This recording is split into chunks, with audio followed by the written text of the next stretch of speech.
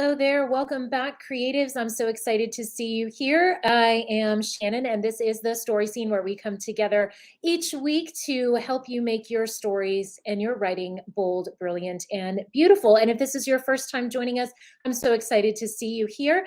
If you would drop a comment in the chat and just let me know where you all are from, what you're working on right now. I'd love to hear how this is helping you, how this is, what questions you have, and just, where you're at in your writing journey so that we can all support one another. I'm really excited to come back today. We are doing I think it's the fourth video now in my writing marathon training series. And today we're finally getting to the heart of things, I guess. We are going to talk about how to leverage the passion principle, as I call it, for long writing sessions. And this is one of my favorite techniques.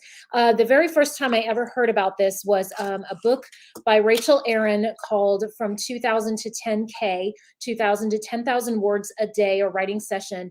And it really started to make me rethink how I was approaching my writing sessions. And I'm excited to kind of share with you some of what I've learned over the course of implementing this practice, trying to hack it a little bit more, trying to figure out how to make it work better for me.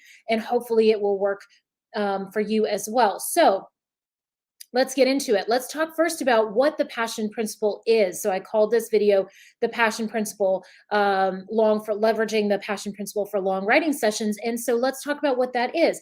Basically, the passion principle is a very, very simple formula. It is knowledge times excitement equals productivity. Okay, so knowledge times excitement equals productivity. All right, so let's break this down. What exactly does this mean? When we leverage the passion principle, what we're really doing is taking advantage of our excitement about a particular scene or a section of our story to increase our productivity without having to work so hard at it. So you might think about it being kind of like running downhill a little bit, right? You're not having to work so hard because you want to be there. You want to be doing the work. And that is really, really huge. You're using basically what's your natural momentum to push you forward. But the other part of the passion principle, and I'm gonna put this up on the screen here real quickly, what the passion principle is. But the second part of that, hold on one second, is knowledge, right? So if we think about, there it is, knowledge times excitement equals productivity, right? Okay, so excitement is you really want to write this particular scene. You're really excited to, dive into that particular section of the story. What about this knowledge part of it? Okay, so I think this is probably the most important part because let's face it, excitement only gets us so far. And sometimes no matter what sections we have in front of us for the story, we're just kind of feeling like our motivation is not really there. And this is where this first term in this equation can really pull us through. And so I'm going to make a case here and run the risk of, aggravating some of my writers here. And I'm going to make a case for plotting, at least plotting and structuring your story to some degree. I'm not saying you have to have, a 200-page outline of a 300-page novel going on here, but let's talk about why plotting might be really helpful for these long writing sessions. I know that this is a long-standing debate in the community, right? The plotter versus pantser debate. I understand. And I want to suggest to you that knowledge of your story structure is really a key to being able to write quickly, efficiently, and with the least amount of heartache, right, as possible. And let's consider some reasons why that works, right? Okay, let's consider some reasons why this works. Number one, my favorite reason, it allows you to work non-linearly. What does that mean? Non-linear writing. This is a great way to approach long writing sessions. Okay, so non-linear writing basically means that you can jump around in the story. You are not writing beginning, middle, end in chronological order as far as the story is concerned from in that way. You are not needing to have written page 10 before you write page 11. Okay. You can jump from page 11 to write page 65 if you want to, or you can jump from chapter 1 to writing chapter 55, right? And write the very end of your story before you've even hardly written the beginning. You can write, the first act of your screenplay and then go and write the last climactic scene, right? The idea behind nonlinear writing, I really didn't understand how to do this until a few years ago. This is something that I've only very recently been able to really leverage. Because I always sort of had in my mind in this very orderly way that you begin at the beginning and you end at the end. And that is the way, you write the way you read, right? But in fact, as I've taught essay writing, as I've learned more about the process of composition, and I'm talking arts of writing from like ancient arts of writing through the medieval period and beyond, one of the things that I started to realize was that often we don't know how to start our stories very well until we've written to the end, first of all. So there's a saying, for example, about medieval prologues that they were written last but meant to be read first. And I think it's the same if you're writing an introduction to an essay, for example, in school. Like a lot of times you won't have what you need to write the introduction until you know what you're going to say in the course of the essay. So when I finally realized for my own creative writing that an outline, a story outline, a really solid story outline gave me the flexibility and the power to be able to work on various sections of the story where I knew for certain what needed to happen, it changed the game for me, completely changed the game for me. It's, not something that I do always, but it's really great to have the power, as I said, and the flexibility to be able to do this. And I can put that passion principle to use when I really need it. So, for example, I was working on a project recently where, for various reasons, I was right up against deadlines, and I was able to, sit down and write a significant amount. I could just take an afternoon and I could finish what I needed to write for the deadline in an afternoon. But without having a solid outline, I never would have been able to do that, right? Because I wouldn't have had any idea where I was going. The second reason why I think, so nonlinear writing is the first reason why I think plotting is really helpful for us, especially when we're talking about leveraging the passion principle. We're talking about needing to put in some real mileage on these long writing sessions. The second reason is to minimize those dead ends, right? So when we write, and I'm sure that you've had this experience, I know that I've had this experience, right? One of the things that we're looking to do here is to minimize those dead ends. We've all done that. We've written ourselves into a corner. And then we've had to backtrack and we've had to rewrite those pages because we are now in a corner. We can't get back from there to the original storyline. And there's really no way to kind of like work with it, right? It's not something you could just write through. You are literally stuck. But and what's happened now is because of that, you've had to go back and spend effort and time redirecting the story in the way that it needs to go, right? Okay, so that becomes challenging, and we've all done it. We've all been there. That's happened to everybody, right? But one of the ways that you can reduce the chances of that happening is to know the arc of the story, right? You can map the major story points and reverse engineer the course, so to speak, right? Okay, so we can map out the points. If I know that I'm taking my story from point A to point B, then I can go back and I can build my roadmap from there and get myself into a place where I have the security that I'm going to follow, the trajectory of the story, and I'm not going to end up getting lost in the woods or hit a dead end or whatever, right? Okay. We all know that once you hit the pages, everything kind of changes with the story, and that's okay. That doesn't mean that the outlining process that you've done at the start should get thrown out, right? Just because we know that when we start writing and that our characters get involved, it's going to start taking us in new directions. One of the things that I love about plotting, and this is sort of a sidebar, I guess, is that in your mind, you kind of know where the boundaries are on the story, right? You kind of know the playground that you have to play on. And so even if your character is like, nah, I don't want to do the swings today, I'm going to go do the slide. You're like, okay, the slide is still within the boundaries of my playground, so you're good, right? It allows you to have that flexibility, but without derailing yourself or without getting yourself into a dead end where you would then have to backtrack and rewrite, and that kind of thing. Okay. So minimizing the chances that you're going to take a wrong turn and then have to backtrack. So that's another thing that we're trying to do here. So that's the second reason why I think plotting is a great way to help you set up for these long writing sessions. Okay. And the third reason is that we're not trying to plot while we're writing.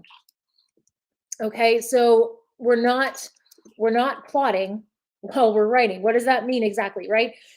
Let's think about the way in which we divide the work of writing. Okay. So if we divide our tasks of writing into like 3 segments, basically, first, thinking about what we're going to write, second, actually writing, and then third, thinking about what we wrote, right? The only person or the only one of those 3 categories that we want showing up for the most part in our long writing session is number 2.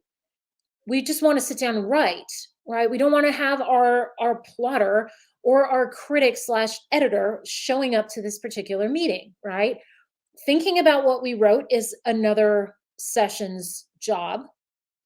Thinking about what to write, I would argue, is also another session's job, right? Okay, so we are going to set up, before we even sit down at the keyboard to write, we're going to know where we want to go, right? We're going to have in mind, we've already sat down and mapped this out before we sit down to actually write for the day. This is not one of those situations where you sit down at the keyboard and you just sort of sit there and you like, wait for the inspiration to like show up. You type a few words and you kind of wait some more. And we've all been there too, right? We've all been in that place. Like, drop a comment and let me know if this has ever been you, right? That you feel like you sit down to write and it all goes away. Like you have no idea what you need to do and what you want to do. Don't worry about it, right? One of the ways that we can avoid having that happen to us is by putting that plan in place ahead of time. Okay. So we want to eliminate, as I say, the plotter.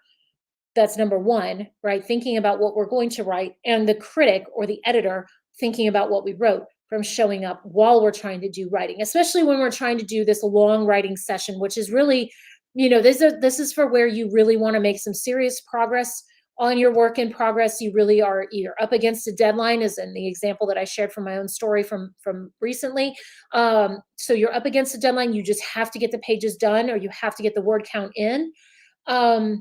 Having that plan in place really does make a difference. The bottom line for all of this is, going back up to our equation now, the bottom line is, if you know where you're headed in your writing session and you have the freedom to be able to write non-linearly, then you really can leverage this passion principle to the absolute best and maximum potential, right? To log some serious pages or some serious word count. You really can put in some significant progress on your work in progress, right? That's kind of the goal. That's the goal. We all want to be able to be more productive and efficient writers. We want to be more effective. We want to shorten the distance between our first draft and our final draft. These are all goals, right? As professional creatives that we want to work on, we're working towards. It's kind of like, we're talking about the writing marathon. We're using the marathon as our dominant metaphor here, but really this is like being able to work on your endurance. The long writing sessions are for endurance purposes. And again, as we talked about a few sessions ago, when we talked about writing sprints, and we talked about, really understanding why it is that we're doing this, we're training ourselves for a writing opportunity that maybe isn't here yet, right? That's the whole goal here, is that you are equipping yourself with the tools as a craftsperson, right? You are equipping yourself with the tools to be able to handle a project that hasn't come to you yet, that might demand that you write turn something around in no time flat, where you have to log an amazing number of pages in a very short amount of time, and you need to pull one of these long sessions, where you're also leveraging the tools we talked about in writing sprints, where you can write fast and efficiently, right? All of these things work together. That's why when we talk about building a writing training plan, like a marathon plan, we have all of these various types of work that go into that. We have the mindset work, we have the sprints, the speed work, we have the long writing sessions to help us build that kind of endurance, where you know that if you sit down at the keyboard and you need to put in a couple of solid hours of work, that you're going to be able to do it and you're not going to burn out. And again, using the passion principle, helping ourselves out here by having a good working outline ahead of time. So great. So great. One of the best ways to ensure that you'll make it through those long sessions without burning out. Okay, so what about the second part of this then? The excitement part of our equation. This is, in a way, the easy part, right? But like I mentioned before, this is also the unpredictable part in some respects, because we can't always predict how we're going to feel about the writing when we sit down. It's kind of like, when you put your running shoes on, some days you're ready to run out the door. Or if you're a runner, maybe some days you're ready to run out the door. But think about an activity that you really enjoy, right? Some days you're like all revved up and you're ready to go. And then other days it's like, oh my gosh, I have to do this. I have to put the shoes on. I got to get out the door. But you just grit up and you just do it, right? This is the same thing here, right? We can't always use excitement, or we can't always depend on it, but where the passion principle works best is where you can combine your knowledge of the story and your feelings of excitement about that particular section. That's where you can really put the word count or the page count together. Okay, so we just want to make sure that when we're sitting down for these long writing sessions, we're really looking for these opportunities to leverage our knowledge, to leverage our excitement, um, to be able to have those kinds of productive sessions. Ways to generate excitement about what you're writing.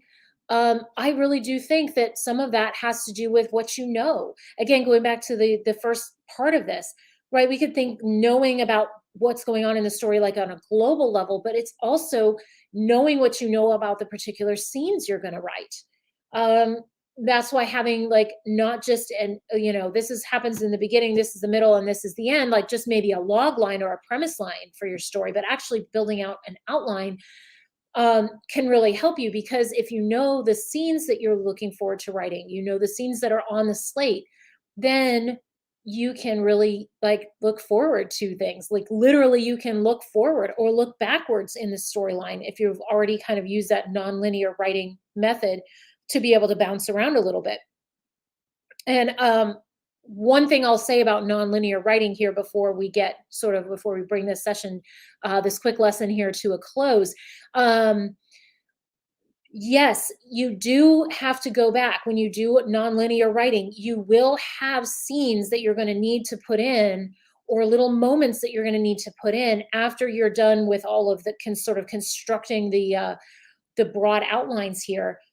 You're going to have to go back and stitch them together, right? So there is a process when you're doing nonlinear writing. There is a way in which you're sort of leaving space, or leaving, kind of keeping in mind that you have to go back and put those pieces now all together into the whole, right? So if you think about, like I used, I think it was last time, I used the example of the Lego set, right?